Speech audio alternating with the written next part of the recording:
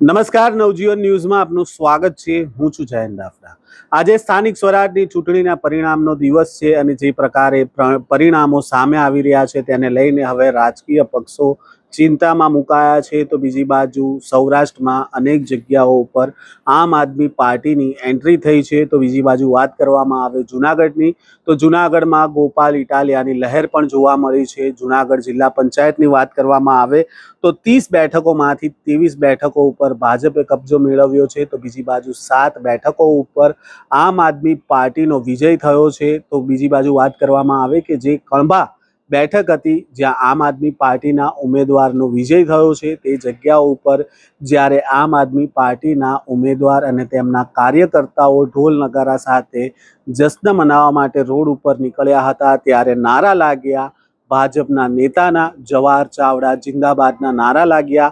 આ જ પ્રકારના નારા છે તે જે તે સમયે વિસાવદરમાં પેટા ચૂંટણીમાં ગોપાલ ઇટાલિયા જીત્યા હતા ત્યારે આ પ્રકારના નારા લાગ્યા હતા અને ત્યારે પણ સૌ કોઈ ચોંકી ગયા હતા કે જવાહર ચાવડા જે ભાજપના નેતા છે તેમના નારા ગોપાલ ઇટાલિયાના જીત્યા બાદ કેમ લાગતા હતા અને ક્યાંક ને ક્યાંક એવી પણ ચર્ચા હતી કે ગોપાલ ઇટાલિયાને જીતાડવા માટે જવાહર ચાવડા દ્વારા પણ મહેનત કરવામાં આવી હતી। તો બીજી બાજુ અત્યારે જે પ્રકારે જૂનાગઢ જિલ્લા પંચાયતના જે આંકડા સામે આવ્યા છે અને કણજા બેઠક ઉપરથી જે પ્રકારે પ્રવીણ ચાવડા જે આમ આદમી પાર્ટીના ઉમેદવાર હતા તેમની જીત થઈ છે। તેમની સામે જે દિનેશ ખટારિયા જે સાવટ ડેરીના ચેરમેન છે તેમના પુત્રવધુ ડોક્ટર કિરણબેન છે તે ભાજપમાંથી ઉમેદવારી કરી રહ્યા હતા અને તેમની સામે પ્રવીણ ચાવડા જે આમ આદમી પાર્ટીના હતા તેમનો ભવ્ય વિજય થયો છે અને તેને જ લઈને આજે જ્યારે ચૂંટણી પરિણામ આવ્યા બાદ જ્યારે તેમના સમર્થકો ઢોલ નગારા લઈને નીકળ્યા હતા ત્યારે ભાજપ નેતા જિંદાબાદના નારા લાગ્યા હતા અને આ જે દ્રશ્ય સામે આવ્યા હતા તેની ઉપર એક નજર કરીએ।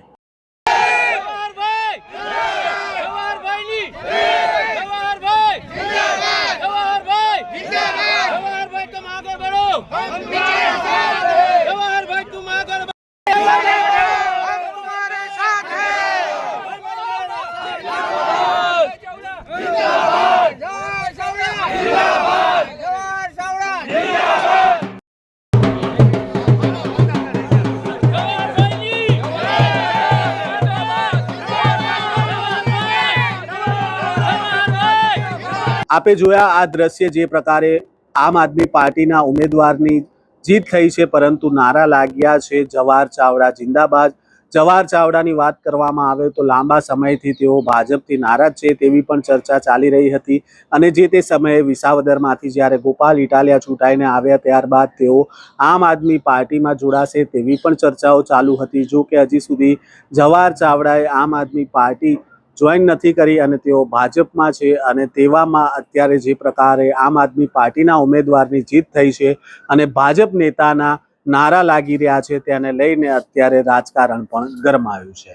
આ પ્રકારના સમાચાર અહેવાલ સાથે ફરી મળીશું। નવજીવન ન્યૂઝ સાથે જોડાયેલા રહેજો। વૈષ્ણવજન તો તેને કહીએ જે